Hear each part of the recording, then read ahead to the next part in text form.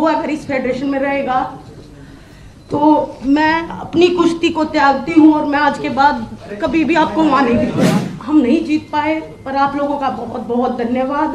बड़ी दुख की बात है आज हमारे रेसलिंग का जो भविष्य है वो अंधकार में है। हमें नहीं पता कहाँ पे अरदास लगती है, किसके सामने जाके हम अपना दुख बताएं। हमें नहीं पता हमारे देश में न्याय कैसे मिलता है। सड़क से लेके रेसलिंग मैट से लेके बंद कमरों से लेके हमने हर किसी को अपनी बात बताई है। ऐसा नहीं है कि हम सीधा सड़क के ऊपर आ गए। हमने हर तरीके से कोशिश की है। जो स्पोर्ट्स मिनिस्ट्री है हमने उनको क्लियरली बताया है कि ऐसे ऐसे हो रहा है, प्लीज आप कुछ करिए। हम तो 40 दिन सोए रोड पे, लेकिन मैं सभी तमाम देशवासी जो भी हमारे प्रोटेस्ट में आए, दूर दूर से आए, बूढ़ी महिलाएं आई, बहुत सारे लोग ऐसे आए जिनके पास खाने कमाने के लिए नहीं है, फिर भी हमें सपोर्ट करने आए। हम नहीं जीत पाए, पर आप लोगों का बहुत बहुत धन्यवाद। और एक बात और कहना चाहूँगी कि लड़ाई लड़ी, पूरे दिल से लड़ी, लेकिन अगर प्रेसिडेंट बृजभूषण जैसे आदमी जैसा ही रहता है, उसका बिल्कुल सहयोगी है, उसका बिजनेस पार्टनर है, वो अगर इस फेडरेशन में रहेगा तो मैं अपनी कुश्ती को त्यागती हूँ और मैं आज के बाद कभी भी आपको वहाँ नहीं दिखूंगा। हम जैन में आए थे, लेकिन मैं एक बात आपको बताना चाहती हूँ कि हमने जब हर तरीके से कोशिश कर ली थी, उसके बाद हम दिल्ली की सड़कों पे आके बैठे थे। सबसे पहले हम गृह मंत्री जी से मिले थे, मैं और बजरंग गए थे मिलने के लिए। हमने उनको इस बारे में बिल्कुल अवगत कराया था, क्लियरली हमने नाम लेके लड़कियों का बताया था कि किसके साथ में क्या क्या हुआ है। प्लीज़ आप इसको देखिए और प्लीज़ हमारी रेसलिंग को आप बचा लीजिए, क्योंकि अभी अंत हो रहा है।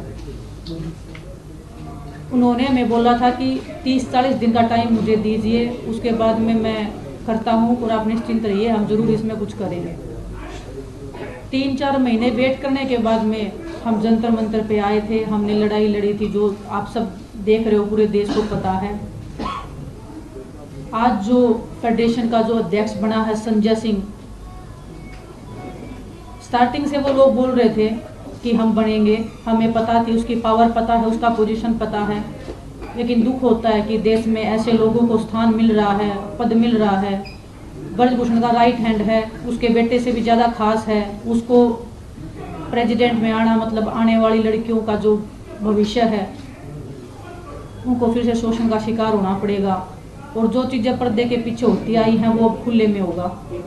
और दुख होता हमें इस बात का कि हम इतनी लड़ाई लड़के भी हम कोई सुधार नहीं कर पाए हमारी रेसलिंग में। आने वाले बच्चों के भविष्य के लिए जो हम लड़ाई लड़ रहे थे उसमें हम कामयाब नहीं हो पाए। हमें नहीं पता हमारे देश में न्याय कैसे मिलता है। सड़क से लेके रेसलिंग मैट से लेके बंद कमरों से लेके हमने हर किसी को अपनी बात बताई है। ऐसा नहीं है कि हम सीधा सड़क के ऊपर आ गए। हमने हर तरीके से कोशिश की है। जो स्पोर्ट्स मिनिस्ट्री है हमने उनको क्लियरली बताया है कि ऐसे ऐसे हो रहा है, प्लीज आप कुछ करिए। पूरे देश को पता होते हुए भी ऐसे लोग जो शोषण कर रहे हैं, महिलाओं का करते आए हैं, उनको फिर से संवैधानिक पदों पे बिठाया जा रहा है, उनको स्पोर्ट्स में जगह दी जा रही है। जो एक महिला थी, हमें उम्मीद थी कि कोई महिला आएगी, आने वाली जो बच्चियां हैं वो एक संतुष्टि फील करेंगी कि एक महिला है, और उनको भी एक हौसला मिलेगा कि हाँ कि हम अभी सेफ हैं। ना तो पहले रेसलिंग फेडरेशन में कोई भी एक लड़की थी, ना कोई भी आगे लड़की है। मैं हमारे आने वाले रेसलर से कहना चाहती हूँ कि आने वाली 2 या 4 पीढ़ियाँ तैयार रहिए शोषण के लिए। शायद आपको भी ये लड़ाई लड़नी पड़ेगी, हम जो ये लड़ाई लड़ रहे हैं। भगत सिंह जी ने जब देश के लिए फांसी लगाई थी, देश तभी आजाद नहीं हुआ था। काफी साल लग गए थे उनको अपने देश को आजाद होने में भी। हम उम्मीद बहुत कम है, फिर भी हम उम्मीद कर रहे हैं कि हमें न्याय मिलेगा।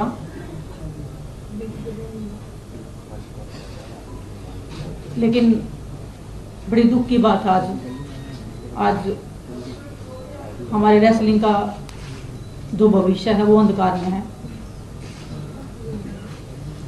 हमें नहीं पता कहाँ पे अरदास लगती है, किसके सामने जाके हम अपना दुख बताएं।